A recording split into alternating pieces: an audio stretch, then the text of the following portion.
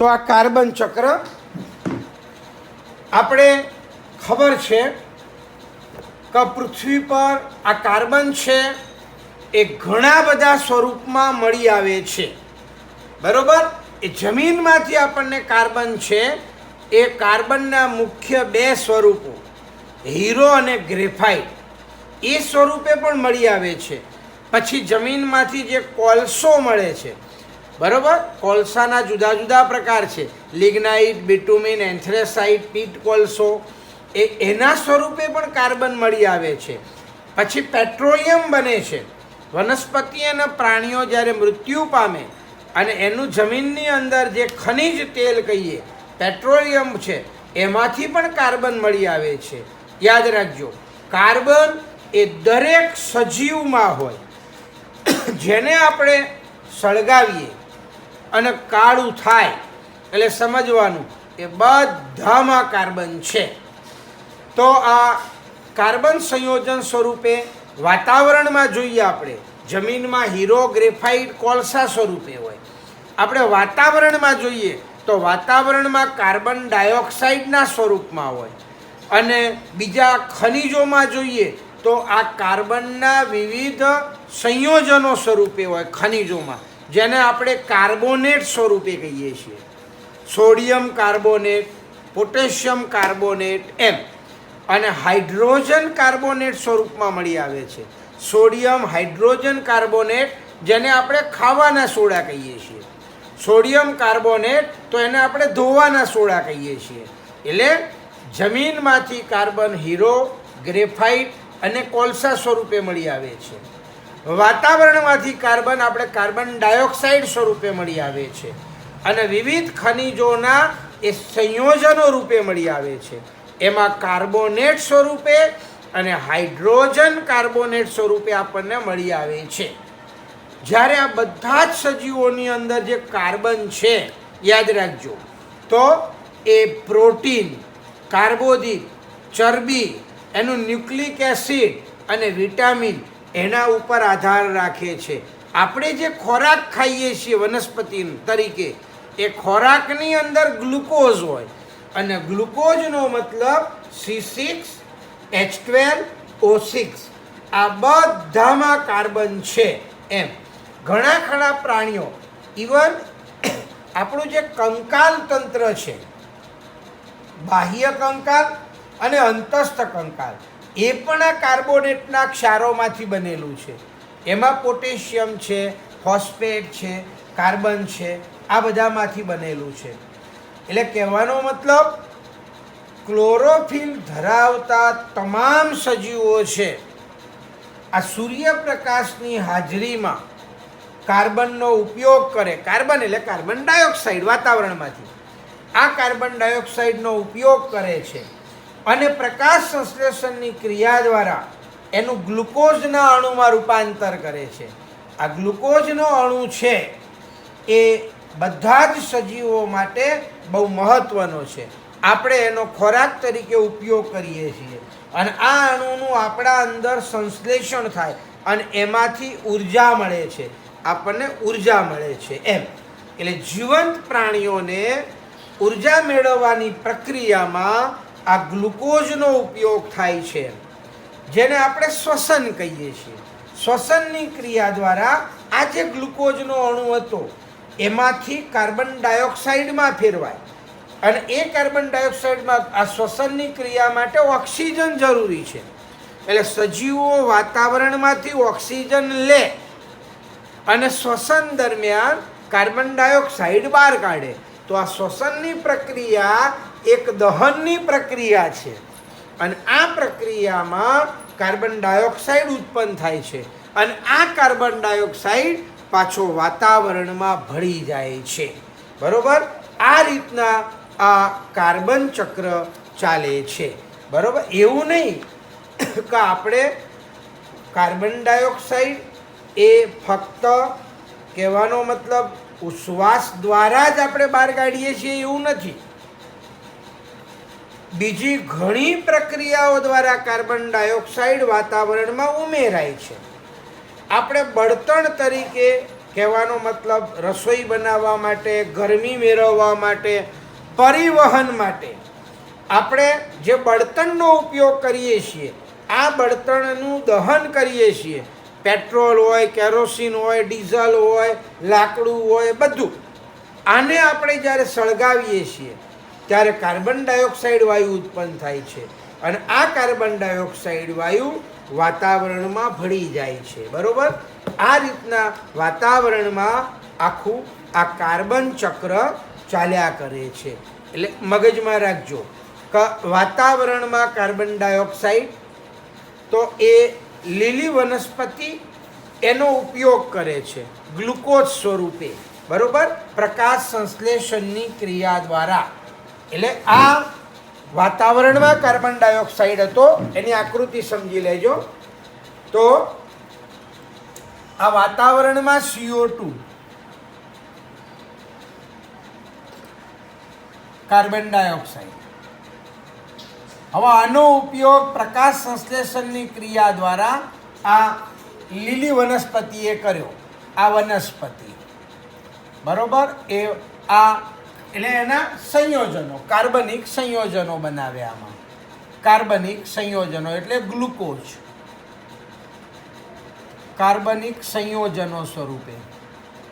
એટલે આ વનસ્પતિમાં આવ્યું કાર્બન.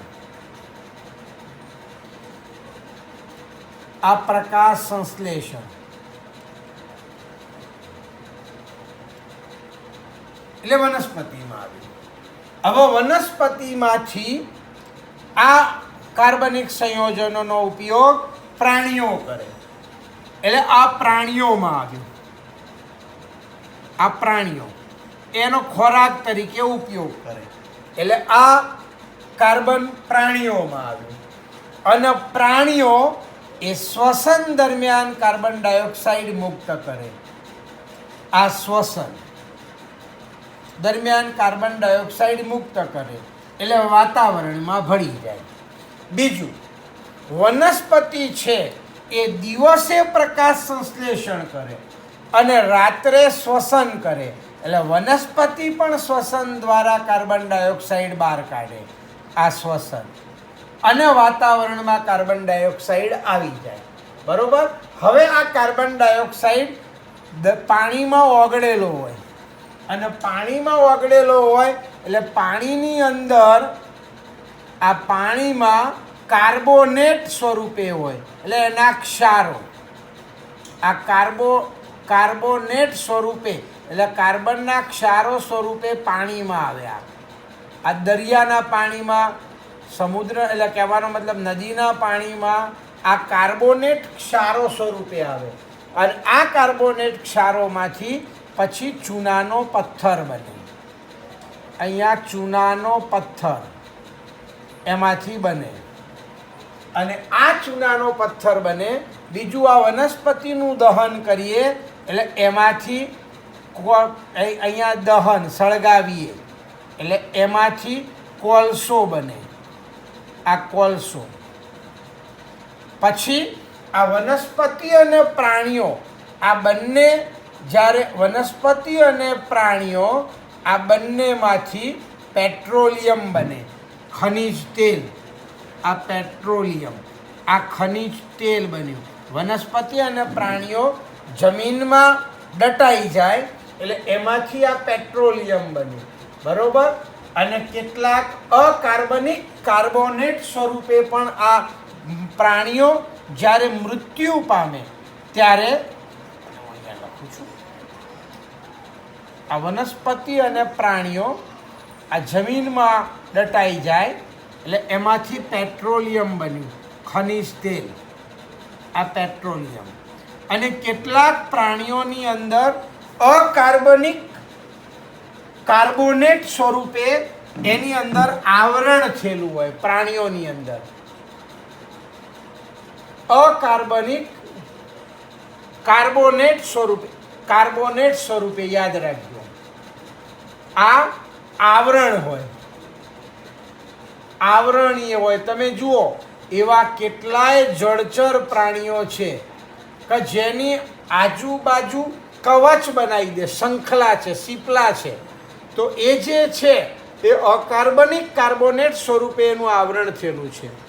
આ કોલસો, ચૂનાનો પથ્થર, પેટ્રોલિયમ, આ બધાનું દહન થવાથી, એટલે આનું, આ ચૂનાનો પથ્થર અને પેટ્રોલિયમ, આ બધાનું દહન થવાથી કાર્બન ડાયોક્સાઇડ વાયુ ઉત્પન્ન થાય અને વાતાવરણમાં ભળી જાય.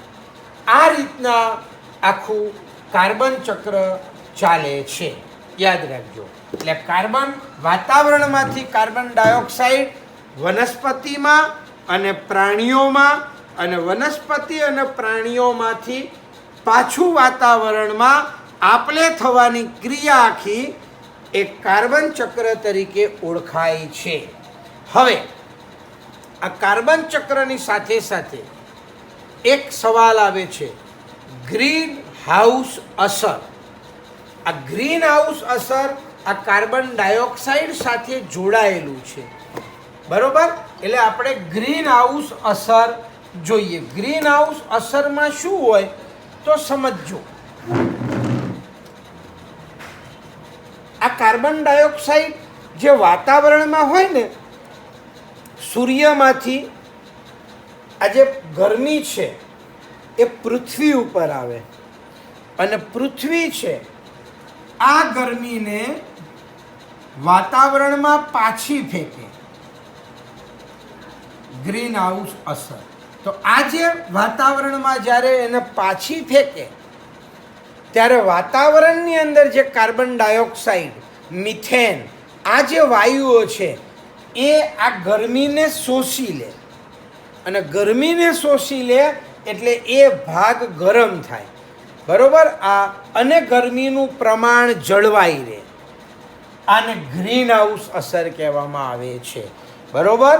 આ ગ્રીન હાઉસ અસર માટે અહીંયા એક પ્રવૃત્તિ આપેલી છે, જોજો. આકૃતિ અહીંયા ગ્રીન હાઉસ અસર, એમાં આપણે પેલી પ્રવૃત્તિ આપી હતી 14.1. એની અંદર આપણે જોયું હતું પ્રવૃત્તિની અંદર કે પેલા 3 બીકર લીધા હતા, પાણી લીધું હતું, એકમાં રેતી લીધી હતી અને એકમાં બંધ ખાલી બીકર હતું, અને ત્રણેયના આપણે થર્મોમીટરની મદદથી આપણે એનું તાપમાન નોંધ્યું હતું. સૂર્યપ્રકાશમાં રાખ્યા હતા 3 કલાક અને પછી તાપમાન નોંધ્યું હતું. તો આપણને ખબર છે કે એમાં સૌથી વધારે ગરમ કયું થયું હતું?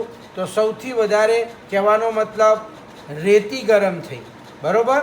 અને પછી પેલું ખાલી બીકર હતું હવા ભરેલું એ ગરમ થયું, અને પછી છાંયડામાં રાખેલું ખાલી બીકર હતું, એટલે ખાલી બીકર એમાં ગરમીનું પ્રમાણ જોયું હતું આપણે, બરોબર? તો કહેવાનો મતલબ આ પ્રવૃત્તિ દ્વારા આપણને એમ ખબર પડે છે કે જે બોટલ હતી એ બોટલની અંદર ગરમી વધારે હતી. મેં તમને વાત કરી હતી, એનું એક આપણે ઉદાહરણ પણ આપ્યું હતું કે તમે ગાડી બંધ હોય તમારી અને તમે 4 વ્હીલમાં બેઠા છો, કાચ બંધ છે, તો 2 જ મિનિટની અંદર આપણે પરસેવે રેબઝેબ થઈ જઈએ. કેમ? અંદરનું તાપમાન વધી જાય. એટલે કહેવાનો મતલબ કાચની અંદર આ ગરમી છે ને એ સંગ્રહ પામે છે, અને એના લીધે બીકરની અંદરનું તાપમાન છે એ બહારના તાપમાન કરતાં વધી જતું હતું, બરોબર? એટલે આ ગ્રીન હાઉસ અસર થઈ એક પ્રકારે. શિયાળા દરમિયાન ઉષ્ણકટિબંધમાં જે વનસ્પતિઓ છે એ પણ આ રીતે ગરમ રહે છે, બરોબર? આ અસર રાખી ગરમીની અસર એને ગ્રીન હાઉસ અસર કહેવામાં આવે છે. અને ગ્રીન હાઉસ અસરમાં કયા કયા વાયુઓ આ ગ્રીન હાઉસ અસરમાં ભાગ ભજવે છે એ આપણે જોવાનું છે.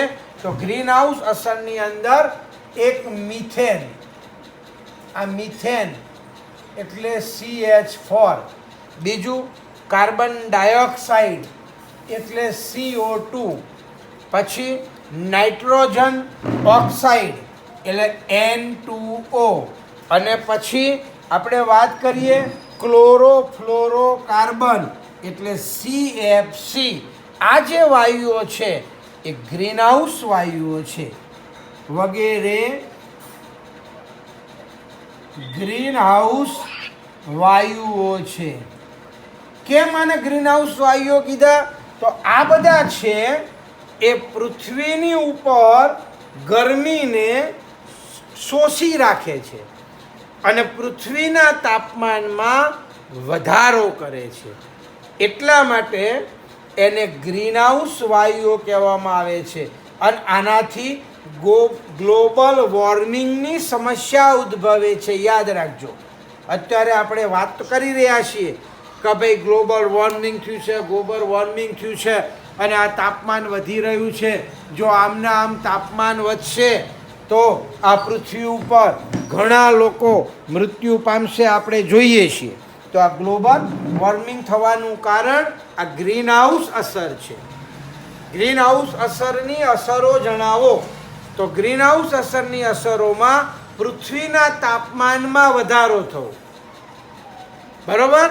બીજું, સમુદ્રની સપાટી ઊંચી આવવી.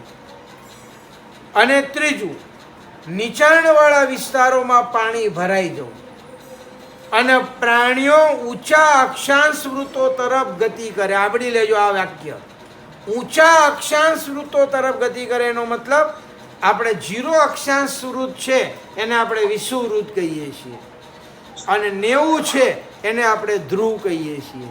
તો 0 થી જેમ જેમ આપણે ઉપર જઈએ 90 તરફ, એમ ગરમીનું પ્રમાણ ઘટતું જાય અને ઠંડીનું પ્રમાણ વધતું જાય. ધ્રુવ પ્રદેશ ઉપર ફક્ત બરફ જ છવાયેલો છે, ત્યાં ગરમી છે જ નહીં. એટલે અહીં આગળ પણ આ પ્રાણીઓને ઊંચા અક્ષાંશ વૃત્તો તરફ ગતિ કરે છે. યાદ રાખજો, આ ગ્રીન હાઉસ અસર હતી. હવે આપણે જોવાનું છે ઓક્સિજન ચક્ર. ઓક્સિજન ચક્ર કેવી રીતના કામ કરે છે?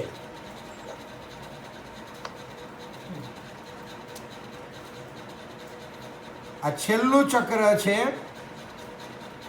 ઓક્સિજન ચક્ર, O2 ચક્ર જેને કહીએ. તો જે આપણે જેમ પેલા કાર્બન ડાયોક્સાઇડ ચક્ર, કાર્બન ચક્ર જોયું ને, એના જેમ કાર્બન ચક્રમાં શું હતું? લીલી વનસ્પતિ એનો પ્રકાશ સંશ્લેષણની ક્રિયા દ્વારા ઉપયોગ કરે અને ઓક્સિજન બહાર કાઢે. પ્રાણીઓ શું કરે? પ્રાણીઓ ઓક્સિજનને લે અને કાર્બન ડાયોક્સાઇડ બહાર કાઢે. એટલે વાતાવરણમાં આ ઓક્સિજનનું, કાર્બન ડાયોક્સાઇડનું પ્રમાણ જળવાઈ રહે. એટલે આને આ કાર્બન ચક્ર, આ ઓક્સિજન ચક્ર બંને એના માટે ભાગ ભજવે છે. યાદ રાખજો, ઓક્સિજન પૃથ્વી પર, નાઇટ્રોજન પછી યાદ રાખજો આ બીજા નંબરનું તત્વ છે. નાઇટ્રોજન એ 78% હતું, બરોબર. આ ખૂબ વધારે માત્રામાં મળી આવતું આ ઓક્સિજન. કાર્બન ડાયોક્સાઇડનું પ્રમાણ તો ખાલી 0.03% જ છે. ઓક્સિજન વાતાવરણમાં 21% છે. યાદ રાખજો એનું પ્રમાણ, ઓક્સિજનનું પ્રમાણ. અને એ વધુ માત્રામાં પૃથ્વીના પોપડામાં સંયોજનના રૂપમાં, એટલે કાર્બન ડાયોક્સાઇડના રૂપમાં પણ મળી આવે છે. કાર્બન ડાયોક્સાઇડ ક્યારે બને? કાર્બનનો ઓક્સિજન ભેગા થાય એટલે કાર્બન ડાયોક્સાઇડ બને. એટલે એમાં પણ કહેવાનો મતલબ આ ઓક્સિજન રહેલો છે એમ, બરોબર. ઓક્સિજન પૃથ્વીના પોપડાની અંદર ધાતુઓ સાથે પણ રહેલો છે, બરોબર. આપણી માટી, આ પૃથ્વીનો પોપડો હાનો બનેલો છે? તો કે રેતીનો બનેલો છે, માટી.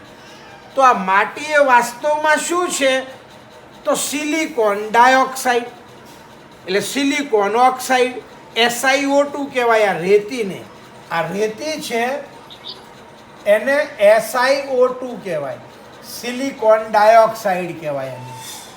આ સિલિકોન ડાયોક્સાઇડ એટલે ઓક્સાઇડ. એટલે એના સ્વરૂપે આ રેતીમાં પણ ઓક્સિજન છે આપણો એમ, બરોબર. ધાતુઓ પણ, આપણે ઘરે એલ્યુમિનિયમનો ડબ્બો છે તો એલ્યુમિનિયમના ડબ્બાની ઉપરનો ભાગ જે સપાટી ઝાંખી થાય છે એનું કારણ એ કે એલ્યુમિનિયમની આ હવામાંથી ઓક્સિજન સાથે પ્રક્રિયા થઈ અને એલ્યુમિનિયમ ઓક્સાઇડ બને અને એલ્યુમિનિયમ ઓક્સાઇડનું એના ઉપર પડ થઈ જાય એટલા માટે આપણને એ ઝાંખો થઈ જાય. પછી મમ્મી એને બરાબર ઘસે એટલે ચકચકિત પાછો થઈ જાય. બધી ધાતુઓ, આપણે આ લોખંડની વાત કરીએ તો લોખંડ પણ હવામાંથી ભેજ દ્વારા ઓક્સિજન શોષે અને ફેરિક ઓક્સાઇડ, ફેરસ ઓક્સાઇડ, આ એના ઓક્સાઇડ બને અને આ ઓક્સાઇડના લીધે આ લોખંડને કાટ લાગે. બરાબર? એટલે આ ધાતુઓ અને સિલિકોન એ ઓક્સાઇડના સ્વરૂપમાં એમાં ઓક્સિજન મળી આવે છે. એ જૈવિક અણુઓ કાર્બોદિત હોય, પ્રોટીન હોય, બરાબર, ન્યુક્લિક એસિડ હોય, ચરબી હોય, આ બધામાં ઓક્સિજન હોય. આપણે ગ્લુકોઝની વાત કરીએ તો ગ્લુકોઝનું સૂત્ર શું? C6H12O6. એટલે આમાં O આવેલો છે એમ. અરે આપણે પાણીની વાત કરીએ H2O, આમાં પણ O આવેલો છે એમ. એટલે મોટા ભાગે વાતાવરણમાં પૃથ્વી ઉપર આ ઓક્સિજન મુક્ત તો છે જ, પણ સંયોજન રૂપે પણ રહેલો છે આ ઓક્સિજન. યાદ રાખજો. એટલે ઓક્સિજન ચક્ર આપણે વિચારતા હોઈએ તો આ ચક્રને નિર્દેશિત કરવા માટે ઓક્સિજનનું પ્રમાણ સંતુલિત જાળવી રાખે છે. બરાબર? હવે સવાલ થાય કે આપણે ઓક્સિજનનો ક્યાં ક્યાં ઉપયોગ કરીએ છીએ? તો આપણે ઓક્સિજનનો 3 પ્રક્રિયામાં ઉપયોગ કરીએ છીએ. યાદ રાખજો. ઓક્સિજનનો ઉપયોગ આપણે 3 પ્રક્રિયામાં કરીએ છીએ.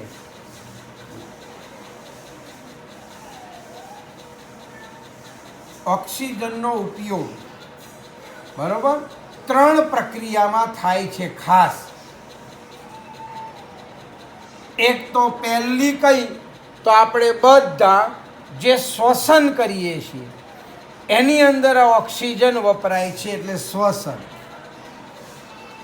બીજું, કોઈ પણ પદાર્થને સળગાવીએ તો એ સળગવાની ક્રિયા એમાં ઓક્સિજનની જરૂર પડે. ઓક્સિજન હોય તો જ પદાર્થ સળગે, નહીતર સળગે નહીં. એટલે આ સળગવાની જે ક્રિયા છે એને આપણે દહન કહીએ. એટલે આ દહનની અંદર પણ ઓક્સિજન વપરાય છે. એટલે બીજી દહન છે. અને ત્રીજું સંયોજનો, એટલે નાઇટ્રોજનના સંયોજનો. ખાસ નાઇટ્રોજનના સંયોજનો બનાવવામાં પણ આ ઓક્સિજનનો ઉપયોગ થાય છે. આપણે વાત કરી કે વાતાવરણમાં નાઇટ્રોજનનું પ્રમાણ 78% છે, પણ નાઇટ્રોજનનો સીધો ઉપયોગ કોઈ વનસ્પતિ પણ નથી કરતી અને પ્રાણીઓ પણ નથી કરતા. આ નાઇટ્રોજનના પહેલાં સંયોજનો બને, એ સંયોજનો જમીનમાં જાય, મૂળ દ્વારા વનસ્પતિ એનું શોષણ કરે, એટલે એ નાઇટ્રોજન એમિનો એસિડ અને પ્રોટીન સ્વરૂપે વનસ્પતિમાં આવે અને વનસ્પતિનો આપણે ઉપયોગ કરીએ. એટલે એ નાઇટ્રોજન પ્રાણીઓમાં આવે અને વનસ્પતિ અને પ્રાણીઓ જ્યારે મૃત્યુ પામે ત્યારે એનું વિઘટન થવાથી નાઇટ્રોજનના સંયોજનો જમીનમાં જાય અને કેટલોક નાઇટ્રોજન ડિનાઇટ્રિફિકેશન થવાથી પાછો વાતાવરણમાં ભળી જાય. આપણે આ નાઇટ્રોજન ચક્રમાં જોયું તો આ નાઇટ્રોજનના સંયોજનો બનાવવા માટે આ ઓક્સિજન જરૂરી છે એમ. એટલે ઓક્સિજન આ 3 ક્રિયાઓમાં વપરાય છે. એક શ્વસન, બીજું દહન અને ત્રીજું નાઇટ્રોજનના સંયોજનો. એટલે નાઇટ્રોજનના ઓક્સાઇડનું નિર્માણ કરવા માટે ખાસ નાઇટ્રોજનના સંયોજનો એટલે ઓક્સાઇડ એમ, કૌંસમાં ઓક્સાઇડ. હવે સવાલ થાય કે સાહેબ વાતાવરણમાં તો આપણે કહેવાનો મતલબ આ નાઇટ્રોજનનો ઉપયોગ આ 3 રીતે કર્યો, પણ વાતાવરણમાં ઓક્સિજન કેવી રીતના આવે છે? તો વાતાવરણમાં ઓક્સિજન ફક્ત એક જ મુખ્ય ક્રિયા દ્વારા આવે છે. બરોબર? કયું? તો પ્રકાશ સંશ્લેષણ. આ વાતાવરણમાંથી ઓક્સિજન ઉપયોગ થાય છે અને વાતાવરણમાં ઓક્સિજન, આ વાતાવરણમાં O2 પ્રકાશ સંશ્લેષણની ક્રિયા દ્વારા આવે છે. પ્રકાશ સંશ્લેષણની ક્રિયા દ્વારા. એટલે આપણે ખબર છે કે લીલી વનસ્પતિ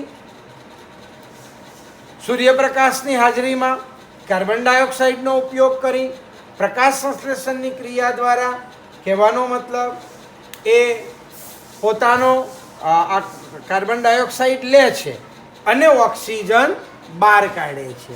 એટલે આ પ્રકાશ સંશ્લેષણની ક્રિયા દ્વારા વાતાવરણમાં O2 ભળે છે. એટલે વાતાવરણમાં ઓક્સિજનનું પ્રમાણ જાળવી રાખવા માટે આ પ્રકાશ સંશ્લેષણની ક્રિયા જરૂરી છે. એટલે જેના દ્વારા ઓક્સિજન પાછો આવે છે. આ આખું ઓક્સિજન ચક્રની વાત થઈ. બરોબર. સજીવના જીવનની એક ક્રિયા છે શ્વસન. એમાં ઓક્સિજન અગત્યની માનવામાં આવે છે. કેટલાક સજીવો એવા પણ છે, યાદ રાખજો, બેક્ટેરિયા માટે આ તત્વીય ઓક્સિજન ઝેરી બની જાય. બરોબર. બેક્ટેરિયાના નાશ માટે પણ છે. હકીકતમાં બેક્ટેરિયા ઓક્સિજનની હાજરીમાં નાઇટ્રોજન સ્થાપનની પ્રક્રિયા કરતા નથી.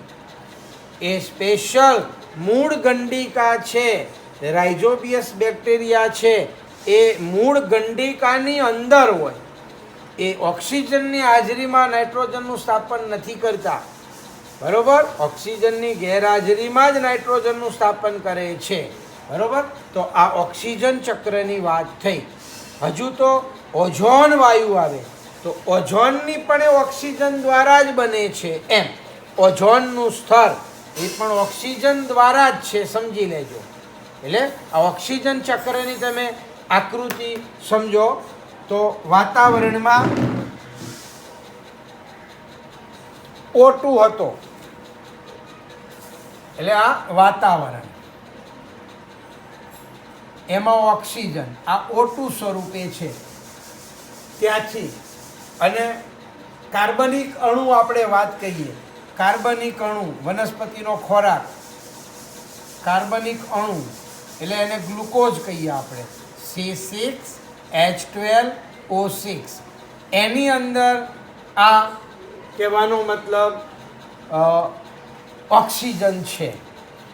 આ બંને ઓક્સિજન એ કહેવાનો મતલબ શ્વસન દ્વારા, આ શ્વસન માટે ઉપયોગ કરવામાં આવે છે.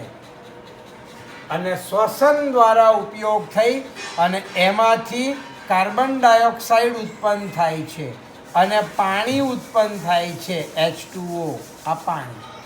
અને આ બંનેનો ઉપયોગ કરે અને અહીંયા પ્રકાશ સંશ્લેષણની ક્રિયા થાય. પ્રકાશ સંશ્લેષણની ક્રિયા, આ પ્રકાશ સંશ્લેષણની ક્રિયામાં આ કાર્બન ડાયોક્સાઇડ અને પાણીનો ઉપયોગ થાય અને એમાંથી ઓક્સિજન છૂટો પડે, એ પાછું વાતાવરણમાં ભળી જાય. આ રીતના આખું ઓક્સિજન ચક્ર ચાલે છે, સમજી લેજો. હવે આપણે ઓઝોન વાયુ, ઓઝોન સ્તર જોવાનું છે. આ આપણો છેલ્લો મુદ્દો છે. તો ઓઝોન સ્તર, તો આ ઓઝોન કોને કહેવાય? આ ઓઝોન સ્તર તો O3, આ ઓઝોન વાયુ છે. આ ઓઝોન વાયુ ક્યાં આવેલો છે? તો વાતાવરણની અંદર સમતાપ આવરણમાં, સમતાપ આવરણ, એનું બીજું નામ સ્ટ્રેટોસ્ફિયર. સ્ટ્રેટોસ્ફિયર એની અંદર આ ઓઝોન વાયુ આવેલો છે. ઓઝોન વાયુ એ આપણા માટે ઢાલ સ્વરૂપ છે, બહુ જ જરૂરી છે ઓઝોન વાયુ. બરોબર. આ તત્વીય ઓક્સિજન મૂળભૂત સ્વરૂપમાં સામાન્યતઃ દ્વિપરમાણુય અણુના સ્વરૂપમાં મળી આવે છે, O2 સ્વરૂપમાં. પરંતુ વાતાવરણના ઉપરના ભાગમાં આ ઓક્સિજન એ 3 પરમાણુવાળા અણુમાં મળી આવે છે, જેને આપણે ઓઝોન કહે છે. ઓઝોનના દ્વિપરમાણુય અણુ હતું, એનાથી વિપરીત છે આ O3. દ્વિપરમાણવીય એટલે O2 ઓક્સિજન વાયુ જે આપણા બધાનો સજીવ માટે જરૂરી છે, અને આ O3 એ ઓઝોન એ ઝેરી વાયુ છે. યાદ રાખજો, એ વિપરીત છે, O2 કરતાં વિપરીત છે. આ O2 કરતાં વિપરીત છે. O3 એ O2 કરતાં વિપરીત ઝેરી વાયુ છે. આ ઝેરી વાયુ છે, યાદ રાખજો. બરોબર, આપણે ભાગ્યશાળી છીએ કે આ ઓઝોન પૃથ્વીની નજીક નથી. જો પૃથ્વીની નજીક હોત તો આપણે બધા ના જીવી શકતા હોય, પણ એ ઓઝોન આપણા માટે પાછો એટલો જ જરૂરી છે. ઝેરી છે પણ આપણા માટે જરૂરી છે. એ શું કરે છે? તો સૂર્યમાંથી આવતા પારજાંબલી કિરણોને, સૂર્યમાંથી આવતા પારજાંબલી કિરણો, અલ્ટ્રાવાયોલેટ કિરણો ને શોષી લે છે. આ શોષી લે છે અને એનાથી સજીવોનું, આ પૃથ્વીનું રક્ષણ થાય છે. એમ આ હાનિકારક વિકિરણો છે એ પૃથ્વીની સપાટી પર પહોંચતા રોકે છે અને સજીવોને એનાથી નુકસાન થતું નથી. એટલા માટે આ ઓઝોન વાયુ એ ઢાલ સ્વરૂપ છે. બરોબર, અત્યારે હાલ કેટલાક સંશોધનો થઈ રહ્યા છે, એમાં આપણે એવું બોલીએ છીએ કે ભાઈ ઓઝોનના સ્તરમાં વિઘટન થયું છે. એટલે ઓઝોનના સ્તરનું વિઘટન, આ ઓઝોનમાં ગાબડા પડ્યા છે. આ ઓઝોન બનવાનું કારણ આવું છે, યાદ રાખજો. આ O2 માંથી 2 O છૂટા પડે અને એક O પાછો O2 સાથે જોડાય એટલે O3 બને. એમ હવે વિઘટન,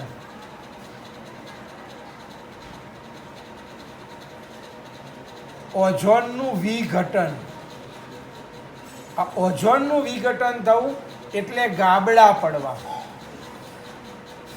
આ ગાબડા પડવાનું કારણ આપણી માનવીની કેટલીક પ્રવૃત્તિઓ છે.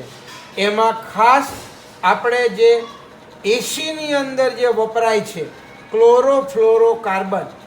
બરોબર, આ ક્લોરોફ્લોરોકાર્બન છે એ ક્લોરીન અને ક્લોરીનયુક્ત સંયોજનોનું બનેલું છે. અને આ ક્લોરોફ્લોરોકાર્બન એ કહેવાનો મતલબ કોઈ પણ જૈવિક ક્રિયાઓ દ્વારા એનું વિઘટન થતું નથી. એટલે આ ક્લોરોફ્લોરોકાર્બન છે એ ઉપર જાય અને ઉપર જાય એટલે ઓઝોનના અણુ સાથે પ્રતિક્રિયા કરે. એક ક્લોરીનનો અણુ છે એ આવડી લેજો, 1,00,000 ઓઝોનના અણુને તોડવાની ક્ષમતા ધરાવે છે. બરોબર, અને ઓઝોનના અણુ સાથે પ્રતિક્રિયા કરે અને ઓઝોનના અણુને તોડી નાખે એટલે એના ઓઝોનના સ્તરમાં ઘટાડો થાય છે. યાદ રાખજો. અને હાલની અંદર એન્ટાર્કટિકા ઉપર આ ઓઝોનના સ્તરમાં એક મોટું ગાબડું મળી આવ્યું છે. આ ઓઝોનના સ્તરનું વિઘટન અને ઓઝોનનો જો વધારે નાશ થવાના કારણે આપણા પૃથ્વી ઉપર આવેલા દરેક સજીવને એની અસર થશે ને થશે. આ કલ્પના કરવી પણ અઘરી છે, ઘણી સમજી લેજો. એટલે આપણે આ ઓઝોનના સ્તરને ખરેખર એ ગાબડા પડતા જે ઓઝોનના સ્તરનું અત્યારે જે ઘટતું પ્રમાણ છે એને રોકવા માટે આપણે પ્રયત્નો કરવા જોઈએ. આ ક્લોરોફ્લોરોકાર્બન જમીન ઉપર, એટલે કહેવાનો મતલબ જો એનું ઉત્પાદન આપણે ઘટાડી દઈએ, એટલા માટે હવે સરકારે પણ ડેડલાઇન મૂકી દીધી છે. હવે એવા એસી બહાર પાડ્યા છે, એવા ફ્રીજ બહાર પાડ્યા છે કે જે ક્લોરોફ્લોરોકાર્બનનું પ્રમાણ ઓછું કરે છે, ઓછું બહાર કાઢે છે. બરોબર, એટલે આપણે એ કહેવાનો મતલબ આ જો અને ઓઝોનમાં જો ગાબડા પડ્યા અને આ કહેવાનો મતલબ પારજાંબલી કિરણો જો સૂર્યમાંથી જમીન ઉપર આવ્યા તો એનાથી ચામડીનું કેન્સર થાય. આંખમાં આવે તો આંખમાં અંધાપો આવે, મોતિયો આવે. આ બધી એની વિપરીત અસરો થાય છે. એટલે વિપરીત અસરોથી બચવા માટે અને પૃથ્વી ઉપર આ ગરમીનું પ્રમાણ ઘટાડવા માટે આ ઓઝોન સ્તરને બચાવવું જરૂરી છે. આ સમજી લેજો. એટલે ઓઝોન સ્તર બચશે તો જ આપણે જીવી શકીશું આપણી ભાવિ પેઢી, નહીંતર ભાવિ પેઢી જીવી શકવાની નથી. ઓકે, હવે જુઓ આપેલા છેલ્લા પ્રશ્નો છે. જળચક્રમાં પાણીની કઈ કઈ અવસ્થાઓ મળી આવે છે? તો યાદ રાખજો, જળચક્ર છે ને એમાં પાણીની ત્રણ અવસ્થાઓ મળી આવે: ઘન, પ્રવાહી અને વાયુ. સવાલ થાય કેવી રીતના સાહેબ? તો વાયુ અવસ્થા એટલે પાણીની બાષ્પ હોય, એ વાયુ અવસ્થા કહેવાય.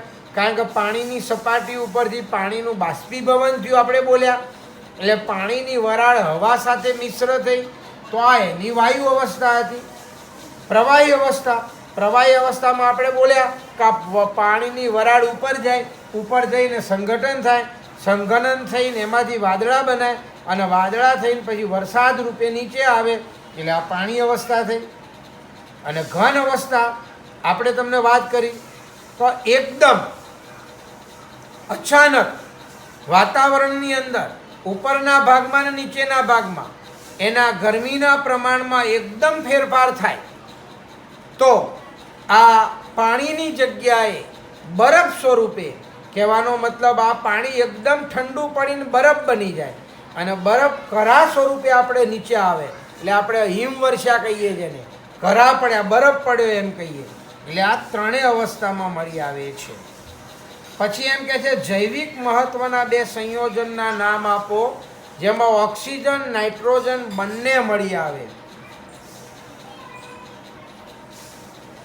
તો ઓક્સિજન અને નાઇટ્રોજન બંને હોય તો એવું એક પ્રોટીન છે અને ન્યુક્લિક એસિડ છે. આ પ્રોટીન અને ન્યુક્લિક એસિડ એટલે એમાં ડીએનએ અને આરએનએ હોય. ડીએનએ એટલે ડીઓક્સી રિબોન્યુક્લિક એસિડ, અને આરએનએ એટલે એને રિબોન્યુક્લિક એસિડ કહેવાય. પછી સવાલ એવો છે કે હાલમાં કાર્બન ડાયોક્સાઇડનું પ્રમાણ વધારતી હોય એવી 3 માનવીય પ્રવૃત્તિઓ આપો. તો આપણને ખબર છે કે આપણે અશ્મિગત બળતણનો ઉપયોગ વધારી દીધો છે, એનું દહન. અશ્મિગત એટલે પેટ્રોલ, કેરોસીન, ડીઝલ, કુદરતી વાયુ, કોલસો, આ બધું. એટલે એના દહનથી કાર્બન ડાયોક્સાઇડ વાયુનો ઉત્પન્ન થાય છે વધારે પ્રમાણમાં. બીજું, જંગલોનું દહન કરવામાં આવે છે, એટલે જંગલોને કાપી નાખવામાં આવે છે અત્યારે, અને એનું સળગાવવામાં આવે છે, એટલે પણ આ કાર્બન ડાયોક્સાઇડનું પ્રમાણ વધી જાય છે. ત્રીજું, આ શહેરીકરણ થવાથી, ઔદ્યોગિકરણ થવાથી, શહેરીકરણના લીધે વધુને વધુ વાહનો આવ્યા, અને વાહનોનો ઉપયોગ વધવાને લીધે આ ધુમાડો ઉત્પન્ન થયો, અને આ ધુમાડાની અંદર કાર્બન ડાયોક્સાઇડ વાયુ હોય. બીજું, ઉદ્યોગો વધારે ને વધારે સ્થપાયા, ઔદ્યોગિકરણ થયું, એટલે આ ઉદ્યોગોની અંદર પણ જે પેલી ચીમનીઓ હોય, આ ચીમનીઓમાં જે અંદર જે ઉદ્યોગોની અંદર જે પદાર્થો વપરાય છે એનો સળગાવવામાં આવે છે, એમાં કાર્બન ડાયોક્સાઇડ વાયુ ઉત્પન્ન થાય છે. એમ આ બધાથી કાર્બન ડાયોક્સાઇડનું પ્રમાણ વધે છે. બરોબર. પછી ગ્રીન હાઉસ અસર એટલે શું?